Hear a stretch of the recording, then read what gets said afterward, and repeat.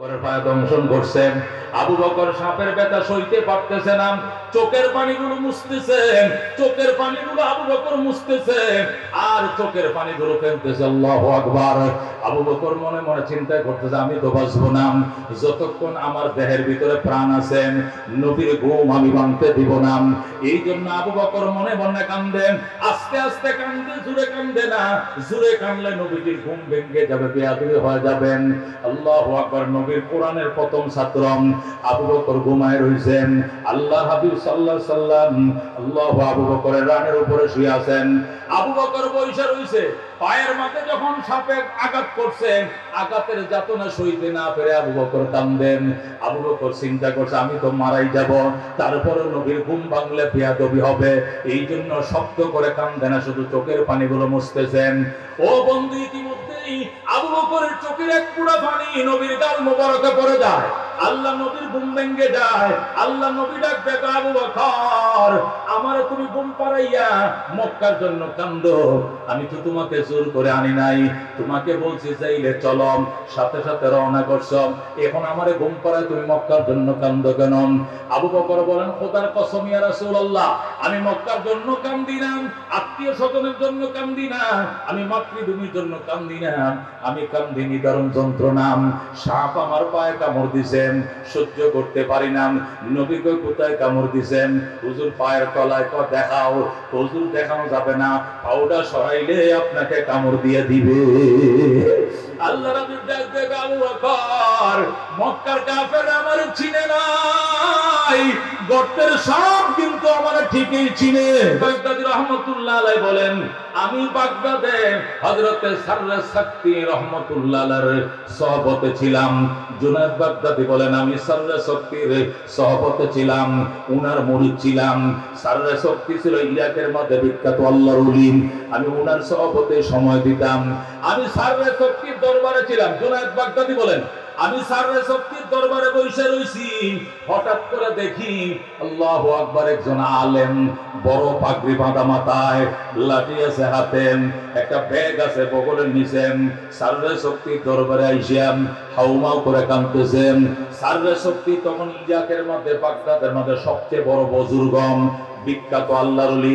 আমাদের দেশের শাইখুল ইসলাম যেরকম ছিলেন সর্বজন শ্রদ্ধেয়, সকল গরনার আলেমের কাছে যেরকম একচাটিয়া ভাবে বুজুর্গ ছিলেন, সম্মানের পাত্র ছিলেন, সাররে সাক্তি রহমাতুল্লাহ আলাইহি ইরাকের মধ্যে এরকম বুজুর্গ ছিলেন। আল্লাহ হযরতে জুনায়েদ বাগদাদী বলেন, একজন বড় মাপের আলেম, উনি সাররে সাক্তির দরবারে এসে যখন হাউমাউ করে কাঁদতে শুরু করলেন, সাররে সাক্তি কয়, মাওলানা তোমার বাড়ি কই? হুজুর আমার বাড়ি দিঘিলা নদীর পাড়ে। দিঘিলা বুড়িগঙ্গা যেরকম ঢাকার পাড়ে একটা নদী, ঢাকার সাথে লাগোয়া একটা নদী, দেজলাও হলো ইরাক শহরে, বাগদাদ শহরের পাশে নদী। বাগদাদ শহরের পাশে যে নদী, যেটা দিয়ে পুরা বাগদাদের পানি যেটাতে চলাচল করে, ওই নদীর নাম হলো দেজলা। দেজলা নদীর কিনারে আমার একটা মাদ্রাসা আছে, ওই মাদ্রাসার আমি প্রিন্সিপাল। আমার মাদ্রাসায় হাজার হাজার ছেলেরা পড়ে। একটা ছেলে এতিম, তার বাবাও নাই মাও নাই। আল্লাহ, বাবা নাই মা আছে। একটা ছেলে এতিম, তার বাবা নাই মা আছে। এই ছেলেটা আমার মাদ্রাসায় পড়ে। এই ছেলেটা এত মুআদ্দব আদব ওয়ালা ছিল, যখন আজান দিত আল্লাহু আকবার আল্লাহু আকবার, সাথে সাথে এই ছেলেটার নাম আব্দুর রহমান। আমার ওযুর পানি আনার জন্য ছেলেটা বদনা নিয়ে জেলার ঘাটে যাইতো। 5 ওয়াক্ত ওযুর পানি সে আমারে আইনা দিত। ওই ছেলেটা ছাড়া অন্য কাউকে বদনাটা ধরতেও দিত না, এত ভালো ছিল ছেলেটা, এত ভালো ছিল হুজুর। এই ছেলেটা আজকে ফজরের আজান দিছে, যখন কোরআন শরীফ পড়তেছে তারা আজান দিয়ে দিছে, হেফজখানার ছাত্ররা কিন্তু আজানের আগে উঠে পড়া শুরু করে। বদনাটা এক পাশে নিয়ে রেহালের উপরে কোরআন শরীফ রেখে পড়তেছে, যেই মাত্র আল্লাহু আকবার করে ডাক দিছে, ছেলেটা বদনা নিয়ে নদীর ঘাটে, দিজলার ঘাটে গেছে। ছেলেটা দিজলা নদীর ঘাটে পানি আনতে যায়। এই যে পানি আনতে গেল, আর ছেলেটা আসে না, আর ছেলেটা আসে না।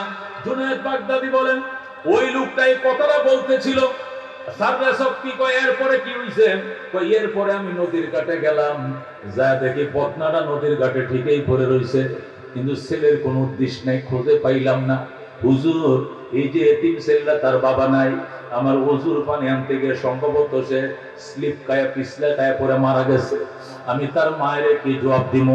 এতিম সন্তান, তার বাবায় নাই, তার মা ডেলি বিকাল বেলায় আসেন, কোনোদিন একটা ডিম সিদ্ধ করে নিয়ে আসে, কোনোদিন পিঠে নিয়ে আসে, কোনোদিন বিস্কিট নিয়ে আসে, নিজের ছেলেকে দেখতে আসে। আজকে বিকালে এই ছেলেটার মা আসবে, আমি কি জবাব দিব ছেলের মাকে? হুজুর, এই জন্য আপনি দেশ বিখ্যাত আল্লাহর ওলি, আপনার দরবারে আইছি, আমার একটা পরামর্শ দেন, আমি ছেলের মায়ের কি জবাব দিব? সাররে শক্তি রহমতুল্লাহ আলাইহি কয়, তোমার ভয়ের কোনো কারণ নাই, আল্লাহ ব্যবস্থা করবে। বাজান রে, তুমি কি এই ছেলেটার মায়ের আমার কাছে আনতে পারবানি? হুজুর কয়, পারমু, জলদি যাও। ওই মৌলানা সাহেব জুব্বা জামা পরেই ওই মহিলার বাড়িতে গেছে, যায় কয়, মা, ও আব্দুর রহমানের মা, আপনাকে সাররে শক্তি পীর সাহেব হুজুর আপনার একটু ডাকতেছে, আপনাকে যাওয়ার জন্য। কেন সাররে শক্তি আমার ডাকবে কেন? কই, জানি না, পীর সাহেব হুজুর বলছে আপনি বুরকা টুরকা পরে, হাত মোজা পাও মোজা পরে একটু বাগদাদে যাওয়ার জন্য। সাররে শক্তি আপনার সাথে কথা বলবেন, পীর সাহেব হুজুরের কথা বলবেন।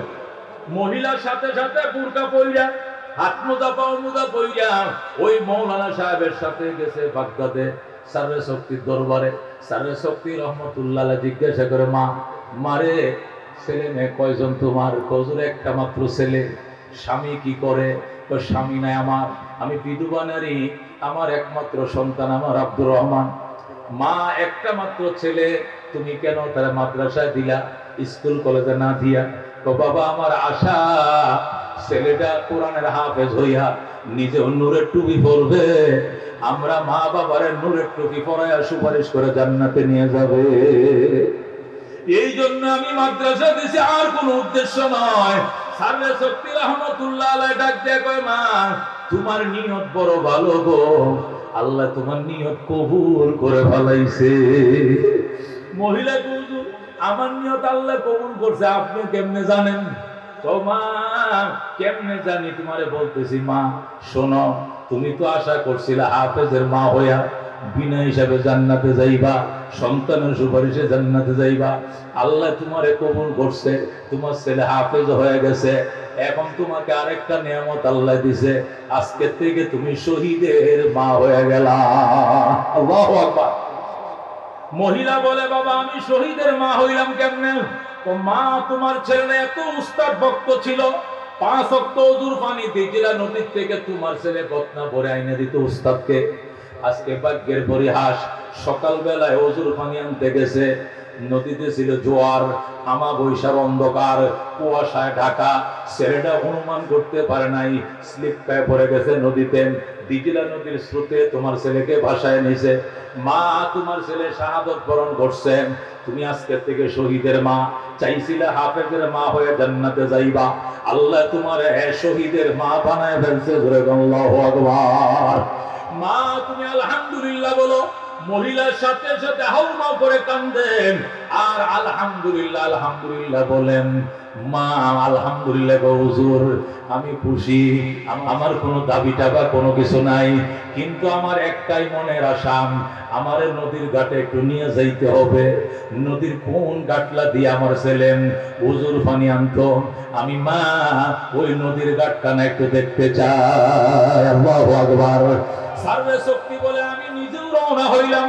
জুনায়েদ বাগদাদি লেখেন, আমিও গেলাম, সাররে শক্তিও গেলাম, ওই মৌলানা সাহেবও গেল, মহিলাও গেলাম।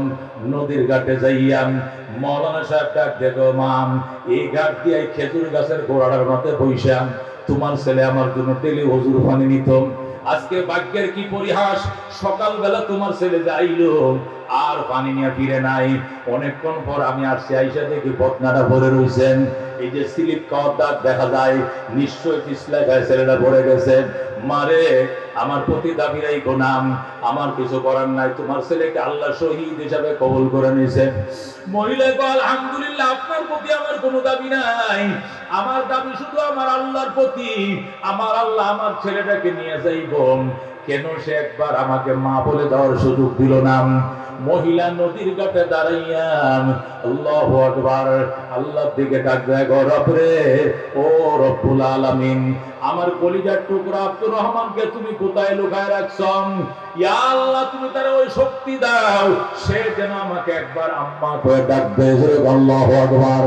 সে যেন আমার একবার আম্মু কয়ে ডাকবেন, আমি আর কোনো কিছু চাই না।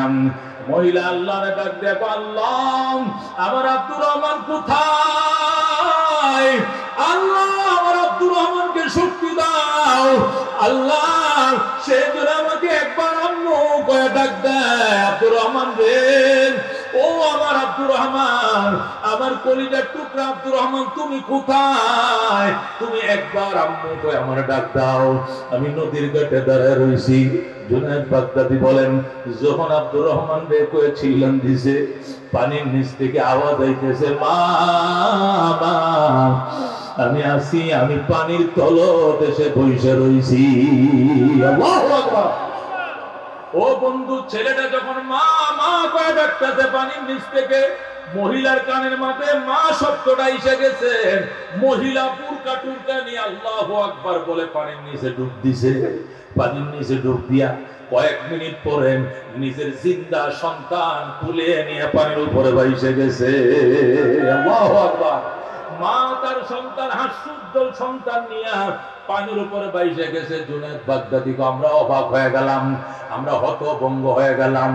মহিলা নিজের বাচ্চারে কুলে নিয়ে পানির নিচ থেকে উঠতেছেন, আমরা তারে টানে উঠাইলাম। জুনায়েদ বাগদাদি বলে, আমি সাররে শক্তির সামনে পড়ে গেলাম। ওগো আল্লাহর ওলি সাররে শক্তি, আজকে 12 বছর পর্যন্ত কুস্তি খেলা ছেড়ে দিয়েছি। আমি জুনায়েদ বাগদাদির মতো কুস্তি খেলোয়াড়, পেহেলওয়ান বাগদাদের মধ্যে কেউ ছিল না।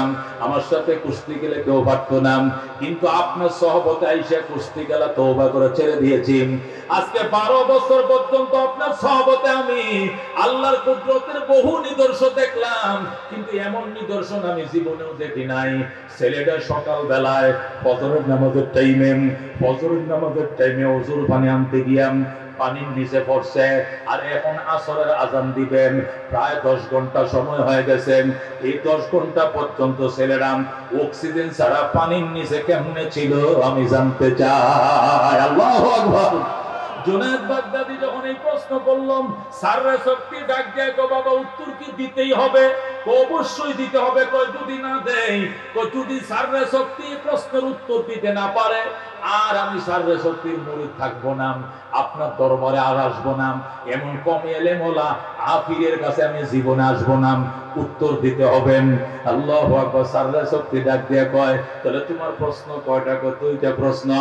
1 নম্বর প্রশ্ন হলো, এই দিজলা নদীর স্রোতের মধ্যে, আল্লাহু আকবার, এই 1 নম্বর হলো পানির নিচে কোনো অক্সিজেন নাই, বাতাস আপ ডাউন করে না।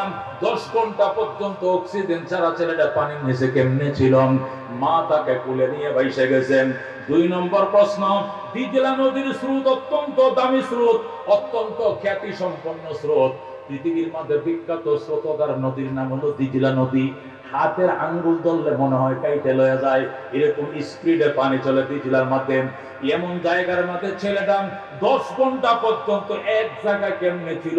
তাকে তো বাইটাল দেশে বাসায় নিয়ে যাওয়ার কথা ছিল, অথচ যেখানে পড়ছে মা সন্তানকে সেখানেই পাইছেন। 1 নম্বর প্রশ্ন, অক্সিজেন ছাড়া বেঁচে ছিল কেমনে? 2 নম্বর প্রশ্ন, যেখানে পড়ছে এখানে বৈশা রইল কেমনে? 2টা প্রশ্নের উত্তর যদি দিতে পারেন, ও আল্লাহর সাররে শক্তি, তাহলে আপনার মুরিদ আমি আছি। আর যদি 2টা প্রশ্নের উত্তর দিতে না পারেন, তাহলে আমি আর আপনার মুরিদ নাই। সাররে শক্তি ডাক দিয়া কয়, তুই যেভাবে প্রশ্নটা করছস, মনে হয় যেন আমি উত্তর দিতে পারবো না। বল উত্তর দিতে পারবো কিনা? কয় আমি জানি না। ও জুনায়েদ বাগদাদি শুন, আল্লাহর রহমতে সাররে শক্তির জন্য 2টা প্রশ্ন কোনো কঠিন প্রশ্ন নয়। আল্লাহু আকবার। আমি তোর থেকে জানতে চাই, তুই কি শরীয়তের লাইনে প্রশ্নের উত্তর শুনতে চাস নাকি মারিফতের লাইনে শুনতে চাও? আমি তোমার থেকে জানতে চাই।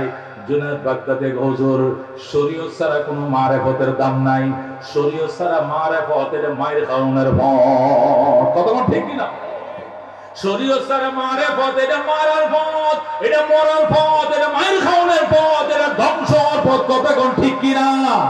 शरीयत हो तरीक़त हो तमामी, हकीकत में मोहम्मद का गुलामी। शरीयत हो तरीक़त हो तमामी, हकीकत में मोहम्मद का गुलामी। मोहम्मद मुस्तफ़ा जाने खुदा को, खुदा जाने मोहम्मद मुस्तफ़ा को। বাজান শরীয়ত ছাড়া কোনো মারিফত নাই। কথা কোন ঠিক কিনা? শরীয়ত ছাড়া মারেফত মানে মায়ের খাওয়ানোর পথ, কতক্ষণ ঠিক কিনা? শরীয়ত ছাড়া মারেফত মানে মরার পথ, মারফতের পথ নয়, কতক্ষণ ঠিক কিনা? এগুলো ভণ্ডামি ছাড়া আর কিছু না, কতক্ষণ ঠিক কিনা? এই জন্য সার্রে শক্তি ডাক দিয়ে কয়, তুমি কি শরীয়তের লাইনে উত্তর শুনতে চাও জুনায়েদ, নাকি মারেফতের লাইনে? জুনায়েদ বাগদাদি কয়, হুজুর প্রথম প্রশ্নের উত্তর শরীয়তের লাইনে দিতে হবে, আর 2 নম্বর প্রশ্নের উত্তর মারেফতের লাইনে দিতে হবে। দুটো প্রশ্নের উত্তর যদি যথাযথ পাই তাহলে আপনার মুরিদ আছি, নতুবা আমি মুরিদ নাই। জুনায়েদ বাগদাদিরে শোন, এখন শোন, সার্রে শক্তি ডাক দিয়ে কয়, জুনায়েদ শোনান, 1 নম্বর প্রশ্ন ছিল তোমার 10 ঘন্টা পর্যন্ত অক্সিজেন ছাড়া ছেলেটা পানির নিচে কেমনে জিন্দা ছিল, এটা ছিল তোমার 1 নম্বর প্রশ্ন। শোনো, আজ থেকে 1000 বছর আগে রহমতুল লিল আলামিন সাল্লাল্লাহু আলাইহি ওয়াসাল্লাম ইরশাদ করে গেছেন, তালেবুল ইলমের জন্য আল্লাহর সমস্ত মাখলুকরা কান্দে, এমনকি গর্তের পিপিলিকাও কান্দে, নদীর মাছ পর্যন্ত কান্দে। আল্লাহু আকবার। এই প্রশ্নের উত্তর তো নবী দিয়ে গেছেন। আল্লাহ নবী বলেন, তালেবুল ইলমটা, হে জুনায়েদ বাগদাদি শুন, এই ছেলে আব্দুর রহমান যখন পানির নিচে পড়ে যায়, আর পানির নিচে পড়ে ডুবায়, যখন ডুবে আর বাসে, সাঁতার জানে না, পানি খাইতেছে, তখন দিদিলা নদীর কোটি কোটি মাছ কুদরতের পায়ে সেজদায় পড়ে গেছে। দিদিলা নদীর কোটি কোটি মাছ কুদরতের পায়ে সেজদা করে কান্দে, মালিক তোমার নবী বলেছেন তালেবুল ইলমের জন্য নদীর মাছ কান্দে। আজকে আমরা কোটি কোটি দিজিলার মাছ তোমার কুদরতি পায়ে পড়ে কান্দি। আল্লাহ, আব্দুর রহমান কোরআনের হাফেজ, সাঁতার জানে না, তোমার কোরআন পড়তে জানে। ইয়া আল্লাহ, তোমার আব্দুর রহমান কোরআনের হাফেজ হওয়ার কারণে, কোরআনের বরকতের কারণে কুদরতি অক্সিজেনের বোতল তার নাকের সাথে সংযোগ দিয়ে দাও। আব্দুর রহমানের জন্য কুদরতি অক্সিজেনের ব্যবস্থা করে দাও। এই বলে যখন দিজলা নদীর মাছ কাঁদতে শুরু করছে, আল্লাহ রাব্বুল আলামিন কুদরতি অক্সিজেন দিয়া 10 ঘন্টা কেন 10 দিন পর্যন্ত, 10 বছর পর্যন্ত পানির নিচে বানাইতে পারে। আল্লাহু আকবার। লালন পালন করতে পারে কে? আল্লাহ। কথা ঠিক কিনা? রাহমাতুল লিল আলামিন সাল্লাল্লাহু আলাইহি সাল্লাম যেহেতু বলে গিয়েছেন, তালেবুল ইলমের জন্য পিপিলিকা কান্দে, গর্তের পিপিলিকা কান্দে, আল্লাহর সমস্ত ফেরেশতারা কান্দে, দুনিয়ার মাখলুক কান্দে, নদীর মাছ কান্দে। যখন ছেলেটা পড়ে গেছিল, ডুবে আর বাসে, সাঁতার জানে না, পানি খাইতেছে, পেট বড় হইতেছে, ওই সময় দিজলা নদীর মাছ সেজদায় পড়ে কান্দে, আল্লাহ আব্দুর রহমানের জন্য কুদরতি অক্সিজেন চালু করে দাও। এই জন্য আমার আল্লাহ দিজলা নদীর মাছের মুনাজাত কবুল করে তার জন্য কুদরতি অক্সিজেন চালু করে দিয়েছে। 10 ঘন্টা নয়, 10 দিন পর্যন্ত পানির নিচে থাকতে কোনো অসুবিধা নাই। কথা ঠিক কিনা? এটা কি আমার আল্লাহ পারে কি পারে না? জোরে কোন পারে কি পারে না? যে আল্লাহ 15 বছরের ক্ষমতা 15 মিনিটে তসনস করে দিতে পারে, কথা কোন ঠিক কিনা? ওই আল্লাহ পারে না কোনটা? সব পারে, কথা কোন ঠিক কিনা? ও বন্ধু, রাহমাতুল লিল আলামিন সাল্লাল্লাহু আলাইহি ওয়াসাল্লাম বলে গিয়েছেন, তালেবুল ইলমের জন্য নদীর মাছ কান্দে, গর্তের পিপিলিকা কান্দে। হযরত আবু বকর রাদিয়াল্লাহু তাআলা আনহুকে সাপ যখন দংশন করলো, যখন সাপ আবু বকরের পায়ে দংশন করছে, আবু বকর সাপের ব্যথা সইতে পারতেছে না, চোখের পানিগুলো মুছতেছেন, চোখের পানিগুলো আবু বকর মুছতেছে, আর চোখের পানিগুলো ফেলতেছে। আল্লাহু আকবার। আবু বকর মনে মনে চিন্তা করতেছে, আমি তো বাঁচবো না, যতক্ষণ আমার দেহের ভিতরে প্রাণ আছে নবীর ঘুম আমি ভাঙতে দিব না। এই জন্য আবু বকর মনে মনে কান্দে, আস্তে আস্তে কান্দে, জোরে কান্দে না, জোরে কানলে নবীজির ঘুম ভেঙে যাবে, বেয়াদবি হয়ে যাবেন। আল্লাহু আকবার। নবীর কোরআনের প্রথম ছাত্র আবু বকর ঘুমায় রইছেন। আল্লাহর হাবিব সাল্লাল্লাহু আলাইহি সাল্লাম আল্লাহু আবু বকরের রানের উপরে শুয়ে আছেন। আবু বকর বইসা রইছে, পায়ের মাঝে যখন সাপে আঘাত করছে, আঘাতের যাতনা সইতে না পেরে আবু বকর কান্দেন। আবু বকর চিন্তা করছে, আমি তো মারাই যাব, তারপরে নবীর ঘুম ভাঙলে বেয়াদবি হবে, এই জন্য শব্দ করে কান্দে না, শুধু চোখের পানিগুলো মুছতেছেন। ও বন্ধু, ইতিমধ্যেই আবু বকরের চোখের এক ফোঁটা পানি নবীর গাল মোবারকে পড়ে যায়। আল্লাহ নবীর ঘুম ভেঙে যায়। আল্লাহ নবী ডাক দেখো, আবু বকর, আমারে তুমি ঘুম পাড়াইয়া মক্কার জন্য কান্দো। আমি তো তোমাকে জোর করে আনি নাই, তোমাকে বলছি যাইলে চলো, সাথে সাথে রওনা করছো। এখন আমারে ঘুম পাড়ায় তুমি মক্কার জন্য কান্দো কেন? আবু বকর বলেন, খোদার কসম ইয়া রাসূলুল্লাহ, আমি মক্কার জন্য কান্দি না, আত্মীয় স্বজনের জন্য কান্দি না, আমি মাতৃভূমির জন্য কান্দি না, আমি কান্দি নিদারুণ যন্ত্রণা। সাপ আমার পায়ে কামড় দিছেন, সহ্য করতে পারি না। নবী কই কোথায় কামড় দিছেন? হুজুর পায়ের তলায়। কয় দেখাও। হুজুর দেখানো যাবে না, পাউডার সরাইলে আপনাকে কামড় দিয়ে দিবে। আল্লাহ রাব্বুল ডাক দেবে, আবু বকর, মক্কার কাফের আমার চিনে নাই, গর্তের সাপ কিন্তু আমার ঠিকই চিনে। আল্লাহু আকবার। আমাকে কামড় দেওয়ার মতো সাহস আল্লাহ রাব্বুল আলামিন সাপকে দেয় নাই। তুই পাউডা সরাম। পাও সরাইছেন। আল্লাহ নবী কোথায় কামড় দিছে? হুজুর অমুক জায়গায়। আল্লাহ নবী মুখের থেকে থুতু নিয়াম পায়ের ওই জায়গার মধ্যে লাগাই দিছে, সাথে সাথে ভালো হয়ে যায়। আল্লাহ রাব্বুল বলে, আবু বকর, এখন কেমন লাগে? হুজুর আপনার থুতু লাগায় দেওয়ার পরে এমন সুস্থ হয়ে গেছি, সাপ যে কামড় দিছিল এই কথা আর আমার মনে নাই। আল্লাহু আকবার। আল্লাহ নবী সাল্লাল্লাহু আলাইহি সাল্লাম বলেন, আবু বকর আবার পাউডার রাখছে। নবী বলে, আবার পাউডার রাখছো কেন?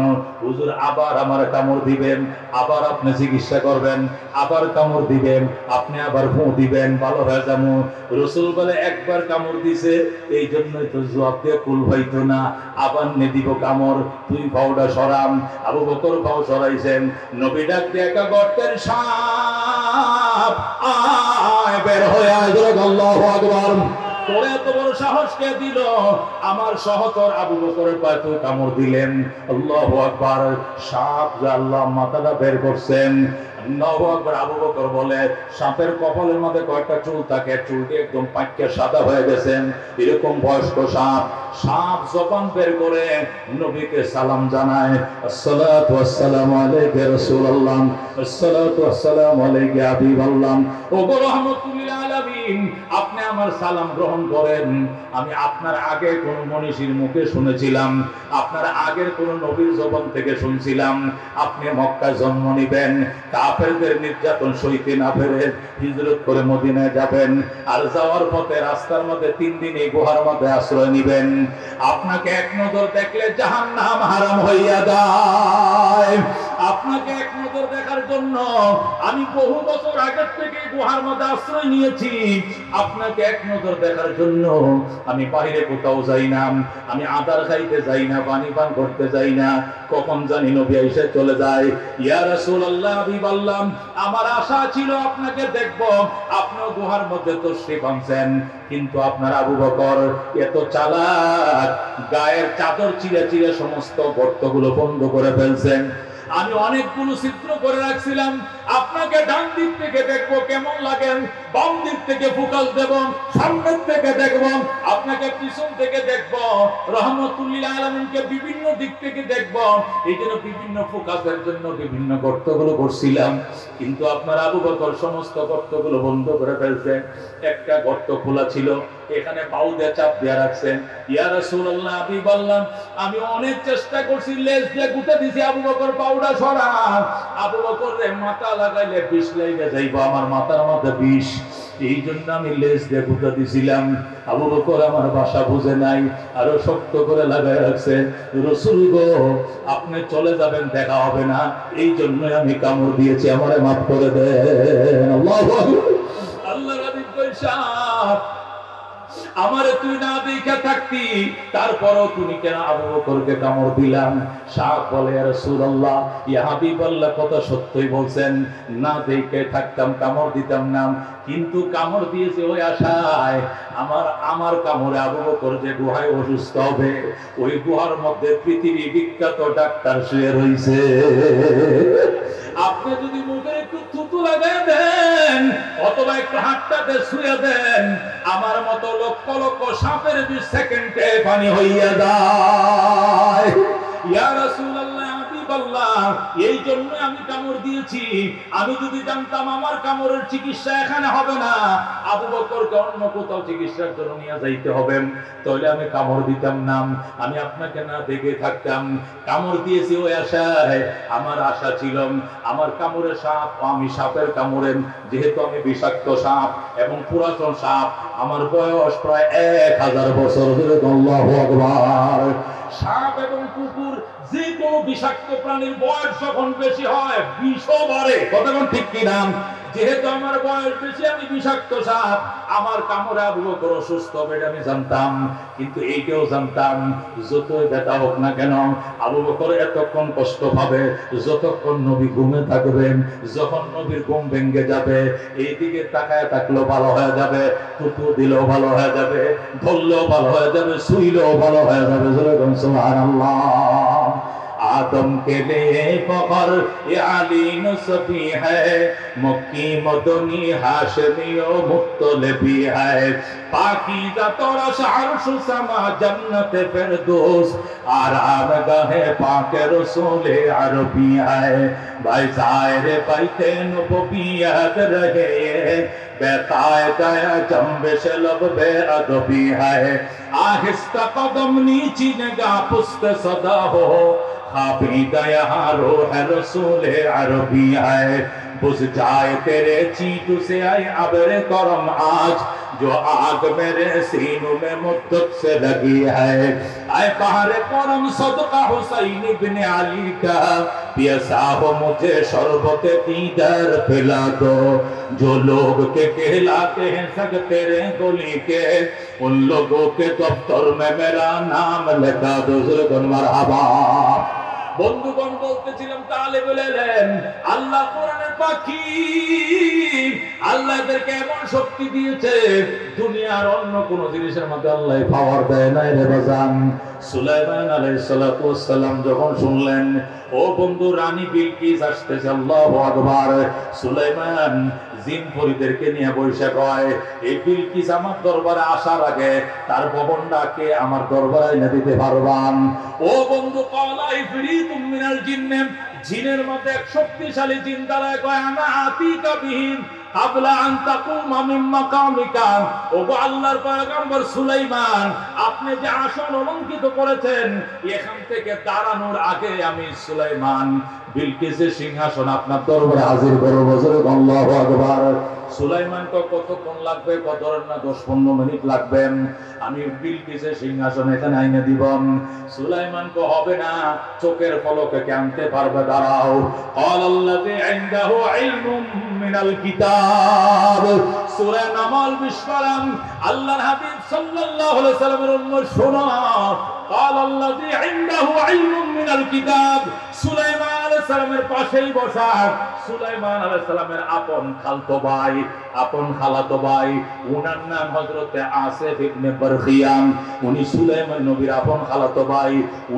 উনি কোন জিন না, উনি কোন পরী না, উনি মানুষ, তবে উনি এলেম, উনি বড় আলেম ছিল। আল্লাহ বলেন قال الذي عنده علم من الكتاب, ওই মানুষটা দাঁড়াইলো যার কাছে কিতাবের ইলম ছিল, সে ডাকতে কই সুলাইমান আমার খালতো ভাই, আনা আতিকা বিহি ক্বাবলা আইয়ারদাদ আলাইকা তারফুকা দুরকা। আল্লাহু আকবার।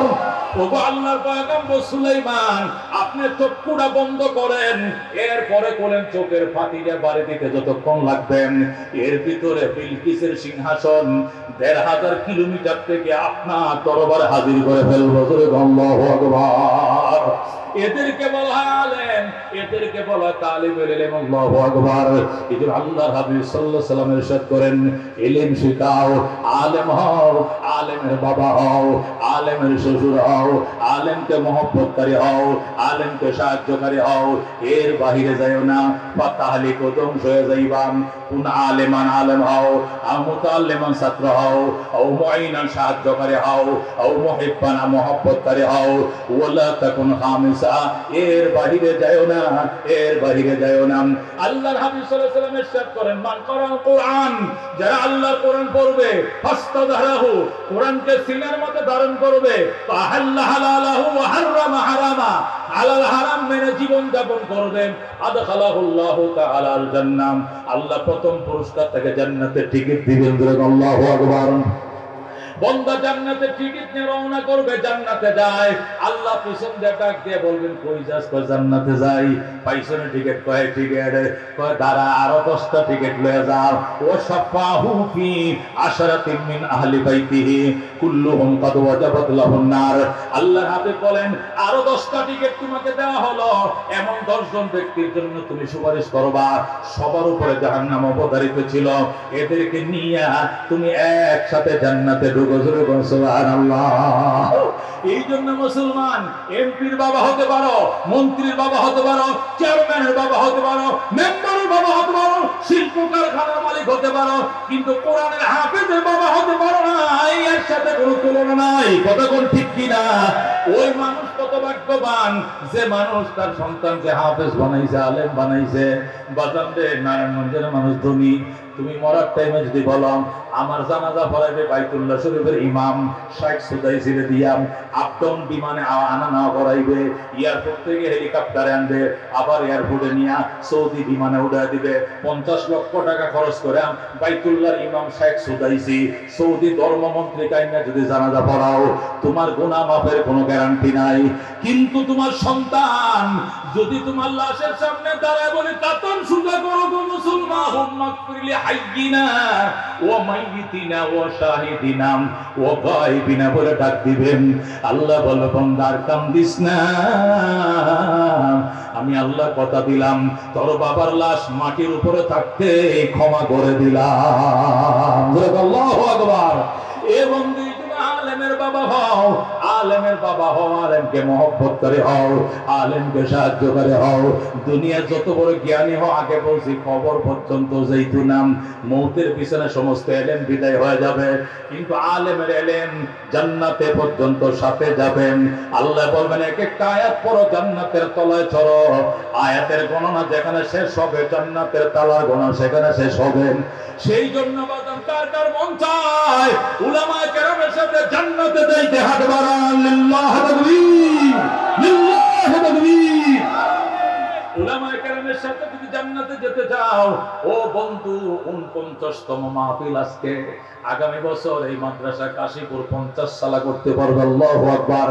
এই 49 বছরের একটা পুরাতন একটা ইদারা, দরসে নেজামের একটা প্রতিষ্ঠান। বাজারে 450 ছেলে এখানে খায়। কয়শো ছেলে? 450 ছেলে খায়। মাসে আল্লাহু আকবার 2 বেলা খানা দেয়, 80 বস্তা চাউল লাগে। আল্লাহু আকবার। বাজারে দুনিয়ার হায়াতে জিন্দেগির রাজার রাজত্ব সেকেন্ডে চলে যায়। কথা কোন ঠিক কিনা? আমাদের দেশের রাজা আল্লাহু আকবার 1 ঘন্টা আগেও জানতো না যে রাজত্ব চলে যাবে। কথা কোন ঠিক কিনা? রাজার রাজত্ব যাবে, শিল্পপতিও যাবে, আল্লাহ ফ্যাক্টরিও যাবে। আল্লাহু আকবার। তালুকদার তালুকদারি, শিকদারে শিকদারগিরি, খানের খানগিরি, পাটানের পাটানগিরি সব মাটির সাথে মিশে যাইবা। বাজারে কি লয়ে যাইব? এই জন্য সদকায়ে জারিয়া এই জামিয়া মাদানিয়া